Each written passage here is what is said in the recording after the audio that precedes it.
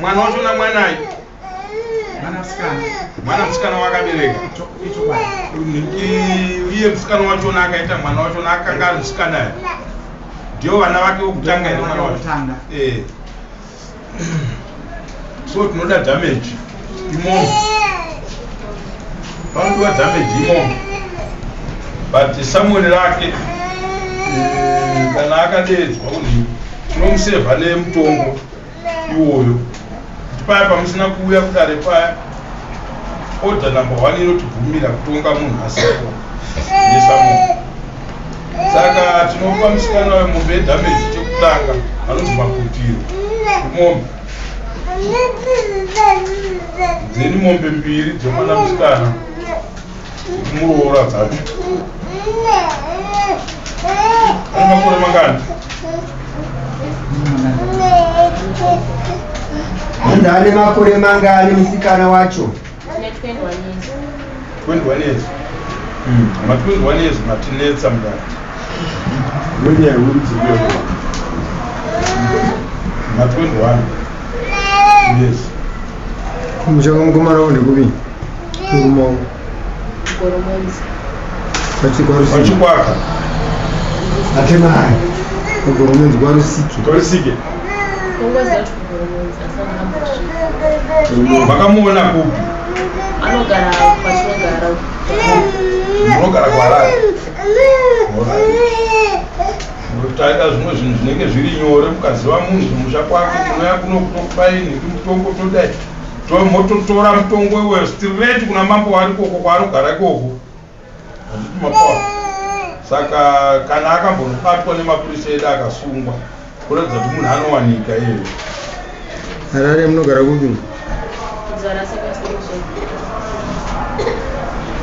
So baba mativa nyama dzavo nyaya kana yakadai so inongotariswa kuti akaita damage yokukanganisa mwana wenyu obhadharwa mombe. Then toenda panyaya yekuti mwana aberekwa wacho mwanayi kana ari mwana mukomana imombe 1 so uyo musikana imombe 2 saka mofanira kubhadharwa 1200 kana kuti mombe 3 anozobva abhadhara nehwai kwamambo yekuita unhu hwakadini hwakadai tobva tamusevha nejudgment. Kana zvanetsa vanomuona kwaanogara ikoko kana achipaziva zvinhu zvaapanze tichitora. Hakuna dare rakunakidza sedare redu rechivanhu. Inhau yanga achitiza iyoyo yekuramba kuzobuda panhika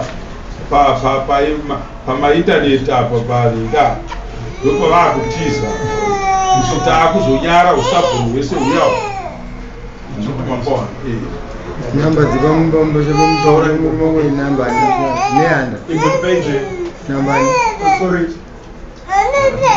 Tinofunga kuti zvakakosha kuti musikana ataure nyaya yake nyangwe mukomana wacho asipo kuitira mangwana. Dai akapa evidence yezvakaitika anoziva here mukomana akasangana naye kupi zvakafamba sei vakatokoroorana here. Dai watipa story yako statement iri straight forward. Mana tikasangana nehanda mwana ari kwatinogara saka takadana na 5 years mukomana rechi5 racho bhati akuda kuroora ndobva ndaita nhu ukangoti ndoroora zvakadaro ndakaita nhu 2023 ukangoti ndoroora zvakadaro skaingondirimbisa kuti ari kuuya kusvika nhumbi yatome 8 months achingoti ari kuuya kuroora pandazviendeswa kwagogo vake kwatinogara ikoko ndokandikatanga kugara kusvika ndazozvara nhumbi payakarwadza panaenda kumba kwedu because kumba kwavo gogo vake vanga vaenda kunogara kunyika navo dandasara nemwana mudiki vambasina munhu anozomubatsira mukarwara saka pandikarwara bva ndaenda kwana mama pandazodzokerwa kuba kwavo ndane 2 weeks mwana ane 2 weeks pandasvika ikoko bvati zvenyu zvinhu panapa hatina mvura saka hazvitotagaita navo ndokudzokera kumba kwandikaita kusvika nanhasi. Vanombuya kuzomuona mwana wacho? Iyo mbuya yacho naimbuya yakaita sei? Ari kuma 62 years. 62 mwana mudiki ndeve mazera edu.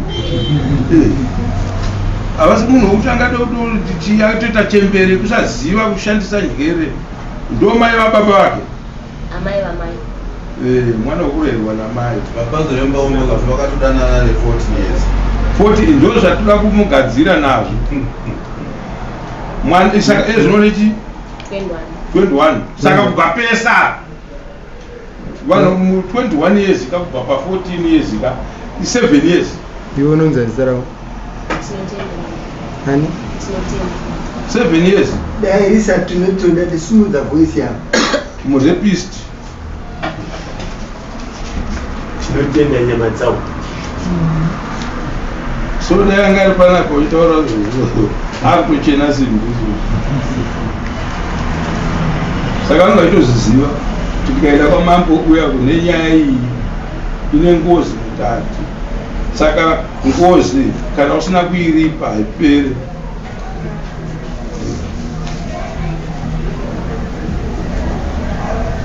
mitemo yenyika iriko mazuva ano inotonakidza unzwanzi munhu ari kutaura nyaya ane 90 years ari kukomplena nyaya yekuti pandakanhigimwa ndakabatirwa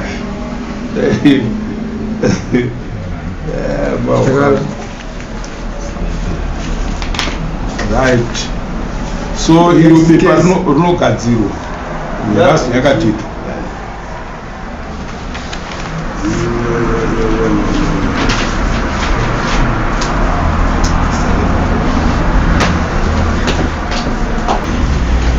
ngatisumukei zvedu